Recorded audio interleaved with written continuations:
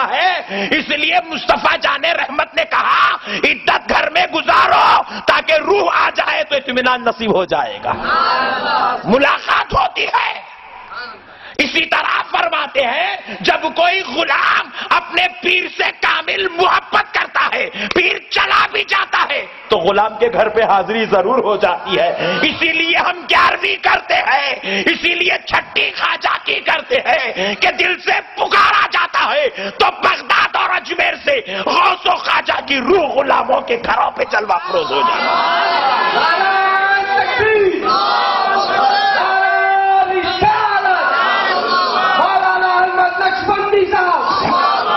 پیارے بزرگ اور دوستو، اب جن کو نہیں معلوم ہے کہ یہ روح کا قصہ کیا ہے، مسئلہ تڑڑا ہے. ایک صاحب ایسے ہی اعلان کر دی ہے یہ سب مرشدوں کا چکر ہے. بولے حضرت کون سا؟ بولے وہ معشوق ربانی کی بارگاہ میں لا کے جو زنجیروں سے بن رہے ہو یہ چکر ہے مرشدوں کا. تو صاحب پوچھے صاحب نہیں بننا؟ بولے بالکل نہیں بننا چاہیے، سب شرک کیا کام ہے، بدعت ہے، جاہلوں کے کام ہے، پڑھے لکھے لوگ ایسا نہیں کرتے. تو صاحب کو بات سمجھ میں آئی مولانا کی. گھر میں گئے 2-4 دن کے بعد بیٹی کے اوپر اثرات ہو گئے. بالاں کھلے رکھ کے گھر میں ڈانس شروع ہوگا. اب بیوی گھر میں بولنے لگی اجی اس کو درگاہ کو لے کے چلو. بولے کہ بیگم میں نے پرسوں ہی مولانا صاحب سے سنا تھا وہ درگاہ میں بننا سب غلط ہے، جاہلوں کی باتیں ہیں. تو بیوی پوچھی اب کریں گے کیا؟ کیونکہ یہ بیماری جو ہے وہ ڈاکٹر کے پاس علاج نہیں ہے. یہ جو بیماری ہے حکیم صاحب کے پاس علاج نہیں ہے. اگر اس کو اگر لے جائیں گے تو حکیم صاحب کا علاج ہو جائے گا. تو یہ علاج حکیم صاحب کے پاس نہیں، یہ علاج کسی ڈاکٹر کے پاس نہیں، یہ علاج تو میری نظر میں درگاہ میں ہے اور تم کہہ رہے ہو درگاہ میں نہیں ہو سکتا. تو پھر کیا کریں؟ بولے بیگم چلو مولانا کا نہیں لے کے چلتے، ان سے ہی پوچھتے اب کریں گے کیا. اتفاق کی بات تھی رات میں حاضری ہو گئی. بال کھلے رکھے پھر بچی ناچنے لگی. اب سمجھ میں نہیں آیا، لے گئے مولانا صاحب کے دروازے پہ بندی ہے. صبح فجر کو جانے کے لیے جب مولانا اٹھے دروازہ کھولے بیٹی ٹھہری ہوئی ہے. مولانا پریشانی کے عالم میں اندر چلے گئے، باتھ روم میں چھپ گئے. پوچھے کہ کیا ہوا؟ یہ کس کو لا کے کھڑا کرو، یہ کون شیطان ہے؟ بولے حضرت آپ نے کہا تھا کہ درگاہ کو نہیں لے جانا، شرک اور بدعت ہے، اس لیے ہم آپ کے پاس لے آئے. بولے نادان یہ کیا کر رہا ہے؟ بچے کی جان لے گا کیا؟ تو پیارے بزرگ اور دوستو، پتہ چلا شیطان جب کسی کی آنکھ پہ آ جاتا ہے تو عالموں کے پاس بھی علاج. خدا کی قسم اگر شیطان کا کوئی علاج ہے تو اولیاء اللہ ہے. اولیاء اللہ علاج ہے. اللہ رب العزت نے شیطان کے توڑ کے لیے اولیاء اللہ کو پیدا کیا.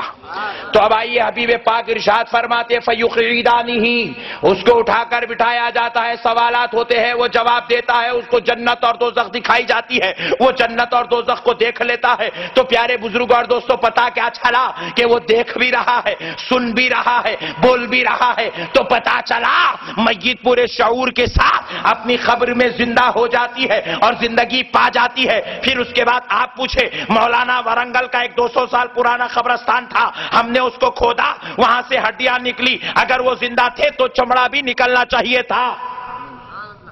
پوائنٹ نوٹ کیا جائے. بہت سارے مسئلے حل ہو رہے ہیں آج، آپ جم کے بیٹھیے گا. پیارے بزرگ اور دوستو، چمڑا کیسے نکلے گا؟ یہ جو چمڑا ہے، یہ جو جسم ہے، اس کے تعلق سے اگر آپ احادیث مبارکہ کی سیر کریں گے تو پتا چلے گا. حضور فرماتے ہیں ہر انسان کے 2 جسم ہوتے ہیں. کتنے ذرا بولیں؟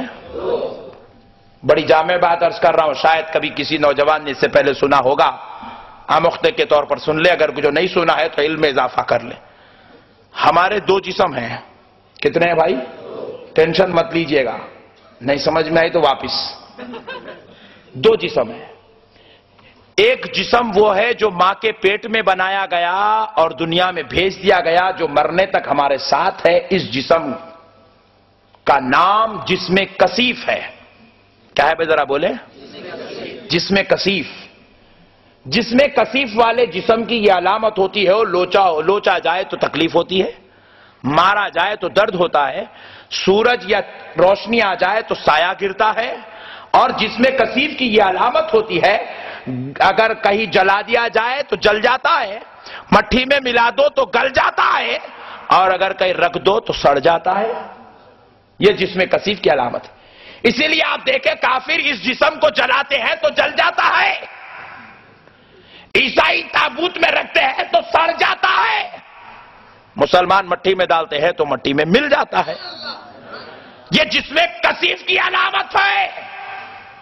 لیکن میں آپ سے ایک سوال کرتا ہوں، روح نکال لی تو جائے گی۔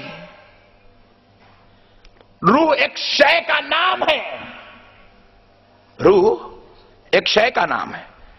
آپ دیکھیں یہ جو سامنے فوکس ہے، سامنے آئینہ ہے، پیچھے لوہے کا ایک سیٹ ہے، اس کے بیچ میں ایک مرکیوری لگی ہوئی ہے۔ اب اگر اس کو اس سے نکال لیا جائے تو کہیں نہ کہیں تو رکھنا پڑے گا، رکھنا پڑے گا کہ نہیں پڑے گا؟ تو اسی مانند ہمارے اس فوکس والے جسم میں ایک روح ہے، روح نکال لی جاتی ہے تو بندہ مر جاتا ہے۔ آپ کہتے ہیں انتقال ہوگا، انتقال ہوگا، انتقال ہوگا۔ کس کا انتقال ہوا؟ بندے کا انتقال ہوا۔ بولے ہوا کیا؟ ارے آنکھ تو سلامت ہے، کان بھی سلامت ہے، دانت بھی جگہ پہ ہے، زبان بھی نظر آ رہی، ہاتھ بھی ہے، پیر بھی ہے، سارے جسم ہے، جسم کے اوپر بال بھی ہے، ہوا کیا؟ جواب دیں گے کہ روح نکال لی گئی۔ بات سمجھ میں آ رہی؟ بھائی جب نکالا گیا تو پھر رکھا کہاں گیا؟ پوائنٹ نوٹ کیا جائے، بازو والے سے کل پوچھ لیا جائے، تمہارے دادا کی روح نکالی گئی تو رکھی کہاں گئی؟ گھر میں چھوڑ دی جائے گی تو تم رہ نہیں سکتے، پھر رکھا کہاں گیا؟ تو حدیث پاک میں مصطفیٰ ارشاد فرماتے ہیں کہ ہو بہو ایسا ہی ایک جسم اللہ نے اپنے پاس آسمانوں میں بنا کر رکھا ہے، اس کو کہتے ہیں جسم لطیف۔ کیا جسم ہے وہ؟ اس جسم میں اس روح کو منتقل کر دیا جاتا ہے، اسی لیے اس کا نام انتقال ہے۔ انتقال کا معنی ہے منتقل ہونا، اس جگہ سے نکلنا، اس جگہ منتقل ہو جانے کو ہی انتقال کہتے ہیں۔ پیارے بزرگوں اور دوستوں، جسم لطیف میں چلا گیا۔ اب جسم لطیف کے بارے میں سنو۔ جسم لطیف وہ جسم ہوتا ہے جس کے کام کرنے کا دار و مدار تقوی پر ہے۔ پوائنٹ نوٹ کیا جائے، وہ جسم کثیف جتنا تقوی والا ہوتا ہے، روح کے اوپر اتنا اثر ہوتا ہے۔ اب وہ روح جب جسم لطیف میں ڈالی جاتی ہے تو تقوی اگر سب سے زیادہ بلند و بالا ہو تو جسم لطیف اتنا ہی حرکت والا ہوتا ہے۔ اب اگر تقوی کمزور ہو تو جسم لطیف بڑا کمزور ہو جاتا ہے۔ اسی لیے پیارے دوستو، قربان جاؤ، عظمت مصطفیٰ کا سب سے بڑا پہلو سن لو کہ میرے مصطفیٰ چلتے تو تھے لیکن سایہ نظر نہیں آتا تھا، نبی چلتے تو تھے لیکن پیشاب میں میرے آقا کے نعوذ باللہ بدبو نہیں آتی تھی، میرے آقا اجابت فرماتے تھے، کسی کو بدبو نہیں آتی تھی، میرے آقا علیہ الصلوۃ والسلام آرام فرماتے تھے، پسینہ اقدس نکلتا تھا لیکن بدبو نہیں آتی تھی، میرے آقا علیہ السلام چلتے تھے، سایہ نہیں آتا تھا۔ کیوں نہیں آتا تھا؟ تو مصطفیٰ فرماتے ہیں ہر ایک کو اللہ نے دو جسم دیے، تمہارا سایہ اس لیے آتا ہے کہ تم جسم کثیف والے ہو، اور میرے رب نے میرا جسم کثیف نہیں بنایا، صرف جسم لطیف دے کر پیدا کیا۔ اس لیے میں سایہ سے پاک ہوں، اس لیے میں عیب سے پاک ہوں، اس لیے میں برائی سے پاک ہوں۔